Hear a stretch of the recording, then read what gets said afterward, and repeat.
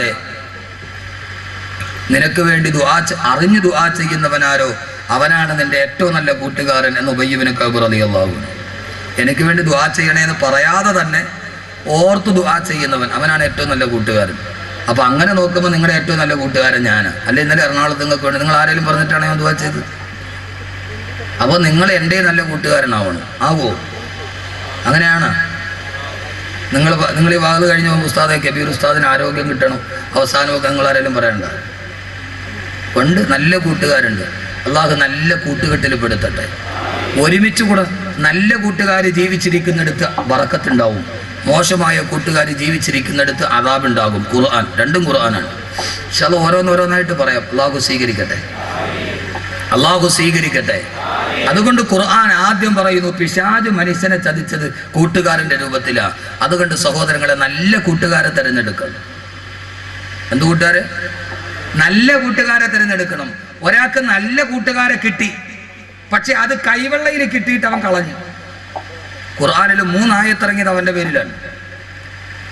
ഒരു നല്ല കൂട്ടുകാരനെ തിരഞ്ഞെടുക്കാൻ പറ്റി, അവസരം കിട്ടി, പക്ഷെ ആ നല്ല കൂട്ടുകാരെ തള്ളിക്കളഞ്ഞവൻ അവനാണ് ലോകത്തിലെ ഏറ്റവും വലിയ ഹതഭാഗ്യവാൻ എന്ന അല്ലാഹുവിന്റെ ഖുർആൻ. അതുകൊണ്ട് നല്ല കൂട്ടുകാരെ തിരഞ്ഞെടുക്കി. അള്ളാഹു അങ്ങനെ ആക്കട്ടെ. ഖുർആൻ കൂട്ടുകെട്ടിന് വലിയ പ്രാധാന്യം നൽകിയിട്ടുണ്ട്. ഒരു നല്ല കൂട്ടുകാരെ തിരഞ്ഞെടുക്കാൻ പറ്റി, അവസരം പ്രയോജനപ്പെടുത്തിയില്ല, അവൻ നാളെ ആഖിറത്തിൽ കൈ കടിച്ചു കൊടുക്കേണ്ടി വരുമെന്ന് വിശുദ്ധ ഖുർആൻ. എൻ്റെ പൊന്നു സഹോദരിമാരെ, നല്ല കൂട്ടുകാരെ തിരഞ്ഞെടുക്കിയത് അള്ളാഹുവിന്റെ ഖുർആൻ തന്നെ പറഞ്ഞില്ലേ, എല്ലാരോടും കൂട്ടുകൂടാൻ പാടില്ല. കേരളത്തിലെ ഏത് പെൺവാണിപ്പത്തിന്റെ കഥ വേണമെങ്കിലും നിങ്ങൾ എടുത്തോളി. ഏത് പെണ്ണിനെയും കൂട്ടിക്കൊടുത്താൽ അവളുടെ കൂട്ടുകാരിയ അല്ലേ? ആണല്ലോ കൂട്ടിക്കൊടുത്തത്. ചുമ്മാ പെണ്ണുങ്ങളെ ഇങ്ങനെ വിട്ടിട്ട് വീട്ടിലിരുന്ന കാര്യം പോകും. അവൾ വേറെ എവിടെയെങ്കിലും പോകും. നമ്മൾ പള്ളത്തെ പള്ളിയിൽ കരുതിട്ട് ഇന്ന പോലെ റജീകില കാതറെന്നും പറഞ്ഞിരിക്കേണ്ടി വരും. കൂട്ടുകെട്ടിനെ ഖുർആൻ വളരെ വിശാലമായി പറയുന്നുണ്ട്. നിങ്ങൾ എന്താ കരുതിയത്? ഇതൊരു വിശാലമായ വിഷയമല്ലേ? എത്ര പെണ്ണുങ്ങളുടെ കൂടെ പോകുന്നത്? എത്ര പെൺവാണിഭമാ നടക്കുന്നത്? എത്ര കുടുംബമാ തകരുന്നത്? അള്ളാഹുവിന്റെ ഖുർആൻ പറഞ്ഞ സ്ത്രീകളെ പ്രത്യേകിച്ച് മനസ്സിലാക്കിക്കോളീൻ. എല്ലാ പെണ്ണുങ്ങളോടും കൂടാവോ? എല്ലാ പെണ്ണുങ്ങളോടും കൂട്ടുകൂടാൻ പാടില്ല. ഖുർആൻ സൂറത്തുൻ നൂർ, ഞാനീ പറയുന്ന മുഴുവനും ഖുർആനാണ്. ഒരു പെണ്ണോട് ആരോടൊക്കെ സഹവസിക്കാം എന്ന് പറയുമ്പോൾ അള്ളാഹുവിന്റെ ഖുർആൻ പറയുന്നുണ്ട്, ഇല്ലാലി ബൂലത്തിഹിന്ന ഔ ആബായി ബൂലത്തിഹിന്ന ഔ അബിനായി ബൂലത്തിഹിന്ന ഔ ബനീ ഇഖ്വാനിഹിന്ന ഔ ബനീ അഖവാത്തിഹിന്ന ഔ നിസായിഹിന്ന. നന്നായിട്ട് കേട്ടോളി സഹോദരിമാര്, ലോകത്ത് മുഴുവനും അപകടത്തിന്റെ കഥകൾ കേൾക്കുകയാണ്. ദീനുള്ള വീട്ടിലെ പെണ്ണുങ്ങളും അവസാനം എല്ലാം നഷ്ടപ്പെട്ടു പോകുന്നു. ഒരു പെണ്ണ് ആരോടൊക്കെ കൂട്ടുകൂടാം? അള്ളാഹുവിന്റെ ഖുർആൻ പറയുന്നുണ്ട്,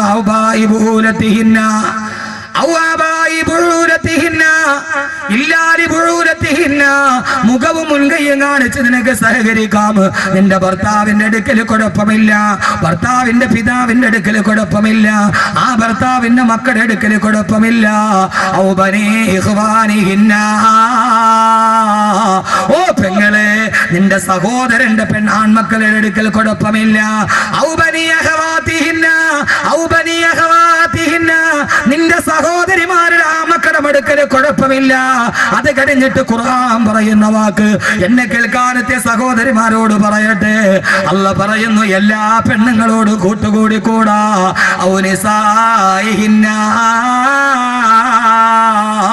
നിന്നെ പോലെയുള്ള പെണ്ണുങ്ങളുടെ അടുക്കൽ എല്ലാ പെണ്ണുമായിട്ട് കൂട്ടുകൂടരുത്.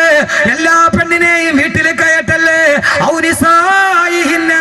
നിന്നെ പോലെയുള്ള പെണ്ണുങ്ങൾ, നിന്നെ പോലെ തക്കവയുള്ള, നിന്നെ പോലെ അള്ളാനെ പേടിയുള്ള സ്ത്രീകളുമായിട്ടേ കൂട്ടുകൂടാവൂ. നാട്ടിലെ വഴിപടച്ച പെണ്ണുമായി, നാട്ടിലെ വ്യഭിചാരി പെണ്ണുമായി, അന്യപുരുഷനുമായി മൊബൈൽ ഫോണിൽ സംസാരിക്കുന്ന പെണ്ണുമായി നിങ്ങളുടെ പെണ്ണുങ്ങൾ കൂട്ടുകൂടാൻ പാടില്ല. ആരാ പറഞ്ഞത്? 14 നൂറ്റാണ്ട് മുമ്പ് സർപ്പം വളഞ്ഞു പുളഞ്ഞു കിടക്കുന്നത് പോലെ ചെമ്മൻ പാതകൾ നിറഞ്ഞ മക്കാ മരുഭൂമിയിലേക്ക് കടന്നു വന്ന ലോകത്തിന്റെ തിരുദൂതരെ, അള്ളാന്റെ റസൂൽ ഓതി പറഞ്ഞ ഖുർആൻ, വായിക്കാൻ അറിയാത്ത വ്യക്തി വായിച്ചു പറഞ്ഞ നിത്യവിസ്മയമായ ഖുർആൻ, ആ ഖുർആനാണ് പറഞ്ഞത്. കിളിരൂര് പെൺമാണിവം മുൻനിർത്തി, കവിയൂര് പെൺമാണിവം നിർത്തി ഈ ആയത്ത് 1000 വട്ടം പറയട്ടെ. ദീനീ ബോധമില്ലാത്ത പെണ്ണുങ്ങളുമായി, ആ നാട്ടിലെ വഴിപടച്ച പെണ്ണുങ്ങളുമായി, അന്യപുരുഷനുമായിട്ട് എന്തെങ്കിലും ബന്ധമുണ്ടോ? ആ പെണ്ണുമായിട്ട് കണ്ണു കൂട്ടുകൂടല്ലേ സഹോദര. രക്ഷകർത്താക്കളെ, നിങ്ങളുടെ പെണ്ണുങ്ങളെ പെൺമക്കളെ മോശമായ പെണ്ണുങ്ങളുമായി കൂട്ടുകൂടാൻ അനുവദിക്കരുത്. ഉമർ റളിയല്ലാഹു തആല അൻഹു ഈജിപ്തിലെ ഗവർണറായ അംർ ഇബ്നു ആസ് റളിയല്ലാഹു അൻഹുവിന് കത്തെഴുതി, അംറേ മിസ്രിലെ ദീനുള്ള തഖ്വയുള്ള പെണ്ണുങ്ങൾ ആ നാട്ടിലെ വഴിപടച്ച പെണ്ണുങ്ങളുമായി കുളിക്കടവിൽ പോകുന്ന വാർത്ത ഞാൻ അറിഞ്ഞിട്ടുണ്ട്. വഴിപടച്ച പെണ്ണുങ്ങളുമായി കുളിക്കടവിൽ പോകരുതെന്ന് മുഅ്മിനത്തുകളായ പെണ്ണുങ്ങളോട് പറയണമെന്ന് ഉമർ റളിയല്ലാഹു അൻഹു അംർ ഇബ്നു ആസ് റളിയല്ലാഹു അൻഹുവിന് കത്തെഴുതിയെങ്കിൽ, എന്റെ പ്രിയപ്പെട്ട സഹോദര, എന്റെ പ്രിയപ്പെട്ട സഹോദരി, നമ്മുടെ പെൺമക്കളുടെ കൂട്ടുകെട്ട് നിയന്ത്രിക്കണം. അവളാണ് വഴിപടപ്പിക്കുന്നതെങ്കിൽ അള്ളാന്റെ ഖുർആൻ പറയുന്ന നല്ല കൂട്ടുകാരെ പാടുള്ളൂ, നല്ല കൂട്ടുകാരെ പാടുള്ളൂ, നല്ല കൂട്ടുകാരെ പാടുള്ളൂ എന്ന് അള്ളാന്റെ വിശുദ്ധ ഖുർആൻ.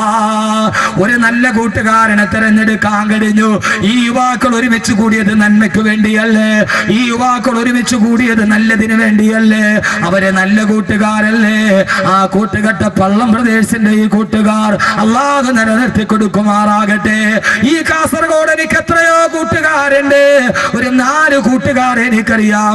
ഉസ്താദേ, ഏറ്റവും വലിയ തെറ്റിലോട്ട് കടന്നു പോകുന്ന, മദ്യവും പെണ്ണും കൺമുന്നിൽ കിടക്കുന്ന ഗോവ നഗരത്തിലാണ് ഞങ്ങൾ താമസിക്കുന്നത്. ഇതേവരെ ഉസ്താദേ അള്ളാഹ് ഇഷ്ടപ്പെടാത്തത് ചെയ്തിട്ടില്ല എന്ന് പറഞ്ഞ് ദീനിന്റെ പേരിൽ കൂട്ടുകൂടിയ 4 കൂട്ടുകാർ. സഹോദരങ്ങളെ, എന്റെ വീട്ടിലോട്ട് സഞ്ചരിക്കുന്ന 12 മണിക്കൂറിന്റെ ഉള്ളിൽ അവരെന്നോട് പറഞ്ഞു, ഉസ്താദേ ദീനിനു വേണ്ടി ഞങ്ങൾ ചേർന്ന് നിന്നവരാ. മരണം വരെ അള്ളാഹു നിലനിർത്തി കൊടുക്കട്ടെ. അവരുടെ ബിസിനസ്സിൽ, അവരുടെ ജീവിതത്തിൽ അള്ളാഹു ബറക്കത്ത് കൊടുക്കട്ടെ. മക്കളെ, കൂട്ടുകൂടിയാൽ അത് നന്മയ്ക്ക് വേണ്ടി കൂട്ടുകൂടണം, അത് നല്ലതിനു വേണ്ടി കൂട്ടുകൂടണം, അത് നല്ലതിനു വേണ്ടി കൂട്ടുകൂടണം. നല്ല കൂട്ടുകാരെ കിട്ടുമായിരുന്നിട്ട് ആ മഹാസൗഭാഗ്യം വലിച്ചെറിഞ്ഞവന് അവന്റെ അവസ്ഥയെ കുറിച്ചാണ് അള്ളാന്റെ ഖുർആൻ അടുത്തു പറയുന്നത്. ഏത് കൂട്ടുകാരനെന്നറിയോ? ആദരവായ പ്രവാചകൻ നബി മുഹമ്മദ് മുസ്തഫ. അള്ളാഹുവിന്റെ ഖുർആൻ പറയുന്നു, ആദരവായ പ്രവാചകൻ നബി മുഹമ്മദ് മുസ്തഫ. ഉറക്കെ സലാത്താണ് സദസ്സിന്റെ ശക്തി. ഞാൻ തന്നെ വലിയ ക്ഷീണിതനാണ്. അതിനിടയിൽ സദസ്സിന്റെ ശക്തി എന്താ? സലാത്താണ്. ആദരവായ പ്രവാചകൻ നബി മുഹമ്മദ് മുസ്തഫ. ഇവിടെ വലിയ മഹാമാരൊക്കെ കിടന്നുറങ്ങുന്ന സ്ഥലമാണ്. അവിടെ സലാത്തില്ല, പിന്നെ എവിടെയുള്ളത്? തങ്ങളുപ്പാപ്പ കിടന്നുറങ്ങണ മണ്ണല്ലേ? മാലിക് ദീനാറിന്റെ മണ്ണല്ലേ? റളിയല്ലാഹു അൻഹു. അവിടെ സലാത്തില്ല, പിന്നെ അതെന്താ ഉള്ളത്? ഇവിടെയല്ലേ സലാത്ത് ഉണ്ടാവേണ്ടത്. ഇത് നമ്മുടെ ചക്കര ബസാർ മാതിര. പേര് ചക്കര ബസാർ എന്നാണെങ്കിൽ ഒരു തുള്ളി ചക്കര അവിടെ നിന്ന് കിട്ടിയില്ല. പേര് ചക്കര ബസാർ എന്നാണ്, പക്ഷെ അവിടെ ചക്കര കിട്ടുമോ? നമ്മുടെ തിരിച്ചറിയൽ കാർഡ് മാതിരി. അതിന്റെ പേര് തിരിച്ചറിയൽ കാർഡ് എന്നാണ്, പക്ഷെ അതിനകത്ത് നോക്കിയാൽ ഒരു മനുഷ്യനെ തിരിച്ചറിയാൻ പറ്റും. സ്വന്തം ബാപ്പാനെ തിരിച്ചറിയാൻ പറ്റില്ല. അതിനകത്ത് നോക്കിയാൽ തിരിച്ചറിയൽ കാർഡ്, പേര് തിരിച്ചറിയൽ. ഇപ്പൊ ചക്കര ബസാർ, ഞാനൊന്ന് ഉച്ചയ്ക്ക് അവിടെ പോയി. ഞാൻ തന്നെ വലിയ സന്തോഷം. എന്താ സ്നേഹം അവിടുത്തെ ആളുകളുടെ. ഓടി വന്ന് കെട്ടിപ്പിടിച്ച് ദുആ. ചക്കര ബസാറിലെ അള്ളാഹു നല്ല ബറക്കത്ത് കൊടുത്തിട്ട് അവിടുത്തെ കച്ചവടക്കാർ ധാരാളം പേര് പറഞ്ഞു, ഉസ്താദെ കച്ചവടമൊക്കെ മോശമാണ്, കടവാണ്. അള്ളാഹു ആ പാവങ്ങൾ പൊരി വെയിലത്തിരുന്ന് കച്ചവടം ചെയ്യണവരാണ്. അള്ളാഹു നല്ല ബറക്കത്ത് കൊടുക്കട്ടെ, ഐശ്വര്യം കൊടുക്കട്ടെ. അള്ളാഹു അവരുടെയൊക്കെ ബിസിനസ്സിൽ അള്ളാഹു എല്ലാവിധ അഭിവൃദ്ധിയും കൊടുത്ത് കടങ്ങളൊക്കെ അള്ളാഹു മാറ്റി കൊടുക്കട്ടെ. നല്ല ചെറുപ്പക്കാർ കുട്ടികളാണ്, നല്ല ചെറുപ്പക്കാർ കുട്ടികളാണ്. ഇവിടെ നോക്ക് ചെറുപ്പക്കാരെ, കാസർഗോഡുകാരെ എല്ലാ കാര്യത്തിലും മുമ്പന്തിയിലാണ്. എല്ലാ കാര്യത്തിലും എൻ്റെ പൊന്നു ചെറുപ്പക്കാരെ ഇങ്ങനെ കൂട്ടുകെട്ടിയെടുത്ത് എന്തുവാ ആർജയാ, ഇതാണ് DJ. ഇവിടെ ഒരു കാതിലൊരു കടുക്കനിട്ട് എല്ലാ ആഭാസവും നിന്റെ കയ്യിലുണ്ട്. പൊന്നുമോനെ, കൂട്ടുകാര് നല്ലതാവണം. ആഭാസം നടത്താൻ വേണ്ടി കൂട്ടുകൂടരുത്. കാസർഗോഡ് എല്ലാ സാധനവും ഇതിനകത്തുണ്ട്. തക്കുവയുണ്ട്, നരകമുണ്ട്. എല്ലാത്തിനും മുമ്പന്തിയില്ല, എല്ലാത്തിനും മുമ്പന്തിയില്ല. അള്ളാഹു തന്ന ആയുസ് അള്ളാഹ്ക്ക് വേണ്ടി ചെലവഴിക്കണം. എന്ത് ചെയ്താലും, ലോകത്ത് എന്തുണ്ടായാലും അത് കാസർഗോഡുകാരെ ഏറ്റെടുക്കും. അമേരിക്കയിൽ ഒരു പുതിയ ഭാഷ ഇറങ്ങി, അത് ആദ്യം ഏറ്റെടുത്ത കേരളത്തിലെ മുസ്ലിം ചെറുപ്പക്കാരാ, ചാവക്കാടുകാര് കുട്ടികൾ. അമേരിക്കയിൽ ഒരു പുതിയ ഫാഷൻ, ഇത് ഫാഷൻ ഒന്നുമല്ല, അത് വന്ന പടി ഞാൻ പറയാം. പക്ഷെ അത് അതേപടി ഏറ്റെടുത്തു കേരളത്തിലെ ചാവക്കാടുകാര്, ചെറുപ്പക്കാര്. എന്താണെന്നറിയോ പുതിയൊരു ഫാഷൻ എന്ന് പറഞ്ഞ പാന്റ് അവന്റെ ഈ ഇടുപ്പില്ലേ അതിനെ താഴേക്ക് വലിച്ചിടും. അതിന്റെ ഉള്ളിൽ ഒരു നല്ല ഒരു സാധനമുണ്ട്, ജോക്കിയുടെ ഇന്നർ വെയർ. അത് വെളിയിൽ കാണിക്കും. 250 റുപ്യ സാധനം. കാസർഗോഡുകാർ ആദ്യം ഉണ്ടാക്കിയത് അല്ലേ? കാസർഗോഡുകാർ ചെറുപ്പക്കാർ ആദ്യം ഉണ്ടാക്കിയത്. പാന്റ് താഴേക്ക് വലിച്ചിടുക, അതിന്റെ അകത്തൊരു സാധനമുണ്ട്, ജോക്കിയുടെ ഇന്നർ വെയർ. 250 റുപ്യ സാധനം. അത് വെളിയിലോട്ട് ഇട്ടോണ്ട് നടക്കുക. ആദ്യമായിട്ട് ചാവക്കാട് കുട്ടികൾ ഇറക്കി, കാസർഗോഡുകാർ ഏറ്റെടുത്തു. എന്റെ പ്രിയപ്പെട്ട സഹോദരങ്ങള്, ആ ഫാഷൻ എവിടെ നിന്ന് വന്നതാണെന്നറിയോ?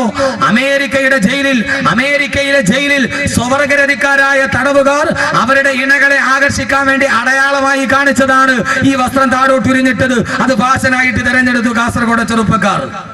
ഇല്ലേ? എന്നെ കല്ലെറിഞ്ഞിട്ട് ഒരു കാര്യമില്ല കുഞ്ഞുമക്കളെ, ഞാൻ പറയും. നിങ്ങൾ എന്നെ തുറച്ചു നോക്കിയിട്ട് കാര്യമില്ല. അടിവസ്ത്രം വെളിയിൽ കാണിക്കുന്ന സംസ്കാരം എല്ലാത്തിനുമുണ്ട്. ഇത് അമേരിക്കയിലെ ജയിലിൽ സ്വവർഗരതിക്കാരുണ്ടാക്കിയതാണ്. അതെങ്ങനെ നെറ്റിലൂടെ വെളി വന്നു, അതൊരു ഫാഷനായി. എന്താ കഥ? പള്ളിയിൽ പോയി നിസ്കരിക്കാൻ പറ്റുമോ? ചെറുപ്പക്കാര് പിള്ളേർ സുജൂതി പോയാൽ പുറകെ നിന്നാ കമ്പനി വായിക്കാം. ഞാൻ എൻ്റെ ഭാര്യയായിട്ട് കാറിൽ പോവാണ്. എൻ്റെ ഭാര്യയായിട്ട് തൊട്ട് ഫ്രണ്ടിൽ 2 പിള്ളേര് ബൈക്കിൽ പോകണം. മറ്റേ യമഹാടെ R15 അതിന്റെ ബാക്കിലൊരുത്തൻ കയറിയിരുന്ന അർഷന്റെ മുകളിൽ ഇരിക്കണ മാതിരിയാ. R15 മുകളിൽ കയറിയിരുന്ന. അപ്പൊ ഒരുത്തൻ ഓടിക്കുന്നു, ഒരുത്തൻ ബാക്കി ഇരിക്കുന്നു. അവൻ ഇങ്ങനെ പിടിച്ചപ്പോ ഒരു ഷോർട്ട് കട്ട് ഷർട്ട് മേലോട്ട് പൊന്തി, പാന്റ് താഴോട്ടിറങ്ങി. അവൻ ഇട്ടിരിക്കണ ഇന്നർ വെയർ ഫുള്ളായിട്ട് വെളിയിൽ കാണാം. എൻ്റെ ഭാര്യ കാറിന്റെ ഫ്രണ്ടിൽ ഇരിക്കുകയാണ്. ഞാൻ ആകെ ഉരുകിപ്പോയി. എന്താ ചെയ്യുക? എൻ്റെ ഭാര്യ ശ്രദ്ധിച്ചില്ല, അവളെന്തോ വെളിയിലോട്ട് ശ്രദ്ധിച്ചിരിക്കുകയാണ്. ഇവനാണ് മുമ്പിൽ പോണില്ല, ടൗണിൽ ഭയങ്കര ബ്ലോക്ക്. എന്താ ചെയ്യുക? ഞാൻ എൻ്റെ ഭാര്യയോട് പറഞ്ഞു, ഒരു കാര്യം ചെയ്യാം, നമുക്കൊരു കരിക്കൊക്കെ കുടിച്ചിട്ട് പയ്യെ പോകാം. അവള് വെച്ച് എന്താ ഇപ്പൊ ഭയങ്കര സ്നേഹം, കരിക്കൊക്കെ മേടിച്ചരാൻ. ഞാൻ ചിന്തിച്ച് ഇത് കാണേലും നല്ല 2 കരിക്ക് കുടിച്ചിട്ട് പോകണല്ലേ. എന്താ അവസ്ഥ? നാണ